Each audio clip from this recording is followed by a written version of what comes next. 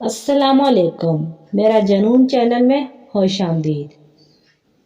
اس novel کا نام ہے میرا پاگل پن، اور آج میں آپ کو سنانے لگی ہوں پارٹ نمبر 10۔ گھر میں داخل ہونے کے بعد وہ سیدھا فریش ہونے گئی تھی جب وہ بھی سکون کی تلاش میں نکلتی تھی، اور سکون کہیں نہیں ملتا تھا تو وہ اپنے چہرے پر ٹھنڈے پانی کے چھٹے مارتی تھی۔ ابھی بھی وہ وہی کرتی رہی تھی، پھر کپڑے تبدیل کر کے اپنے بیڈ پر بیٹھی تھی۔ نہ سگریٹ کا دل تھا اور نہ ہی کسی چیز کا۔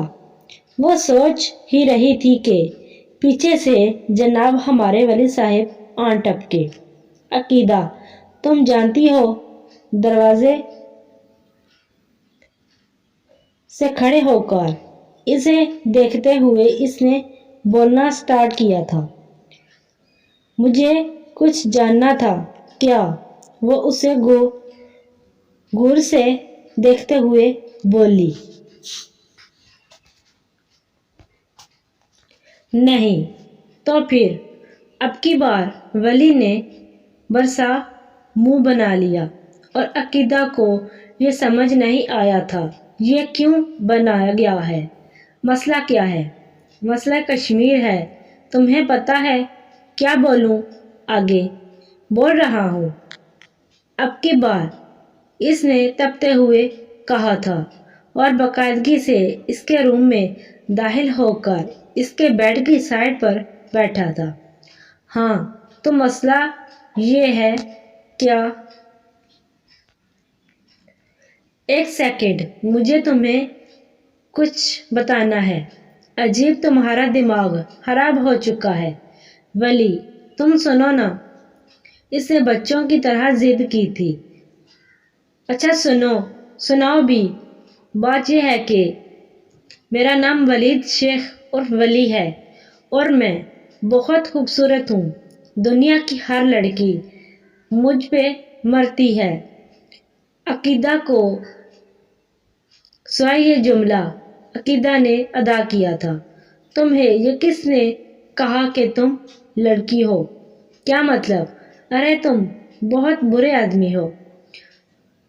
ہا ہا ہا، وہ ہنسا تھا۔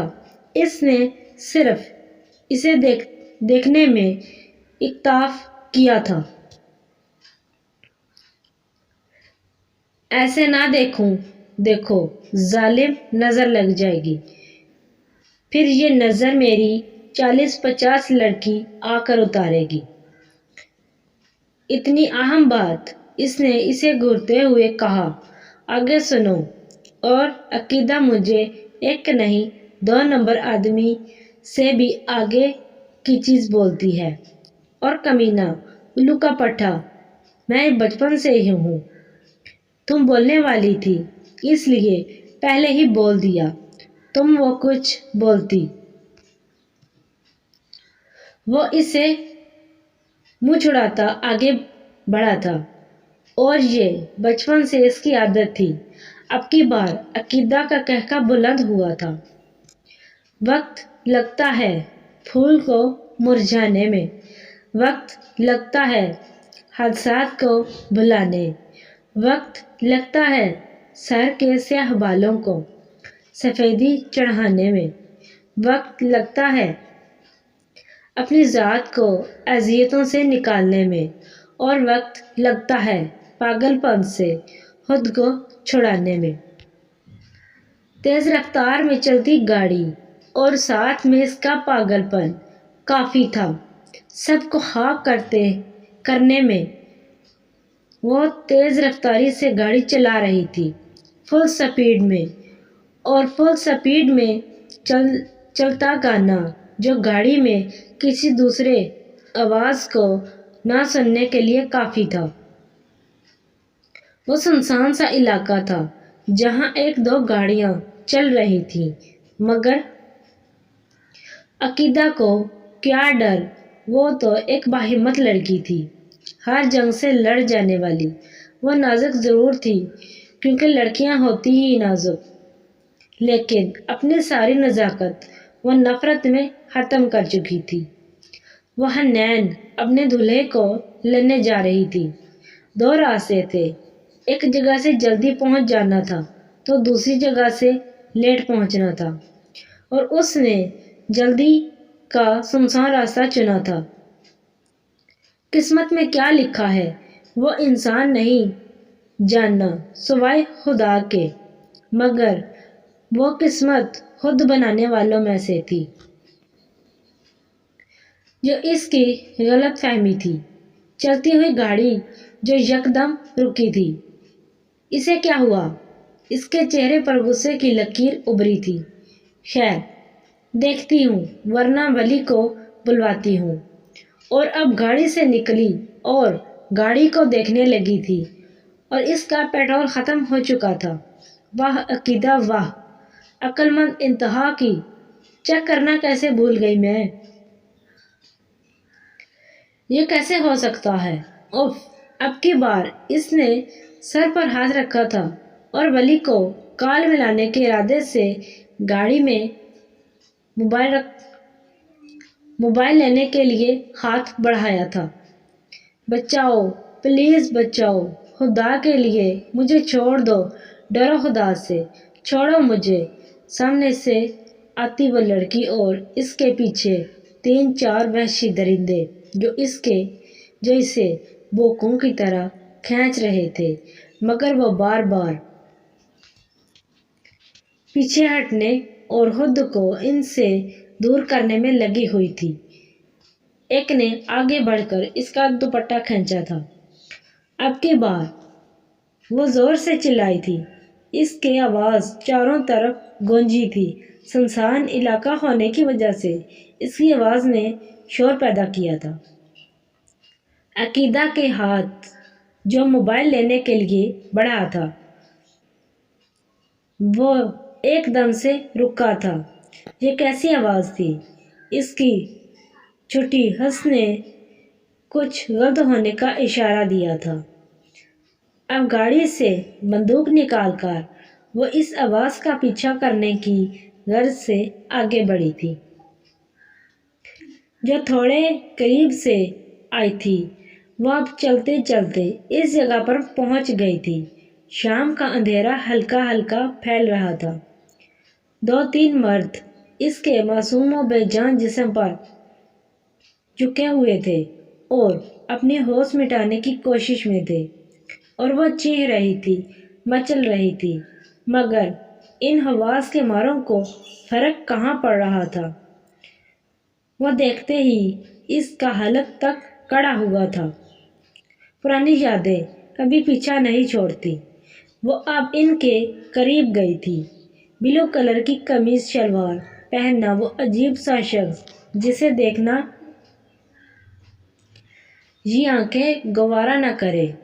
وہ اس کی عزت پر ہاتھ ڈالنے کی کوشش میں لگا تھا، اور وہ اپنے ہاتھوں پاؤں مستقل چلا رہی تھی۔ عقیدہ خاموشی سے ان کے قریب گئی تھی۔ اس لڑکی کی آواز کی وجہ سے کسی کا اور ہونا محسوس نہیں ہوا تھا۔ اس نے اس بلو رنگ کے کپڑے پہنے شخص کو پیچھے سے پکڑا اور پکڑ کر اپنی تمام طاقت لگا کر پیچھے کی طرف دھکا دیا تھا، جسے باعث وہ زمین بوس ہوا تھا اور حیرت کے مارے اسے دیکھ رہا تھا۔ پھر اس نے ان مردوں کو دکھا دیا تھا، اور اس لڑکی کے سامنے وہ دیوار بنی تھی۔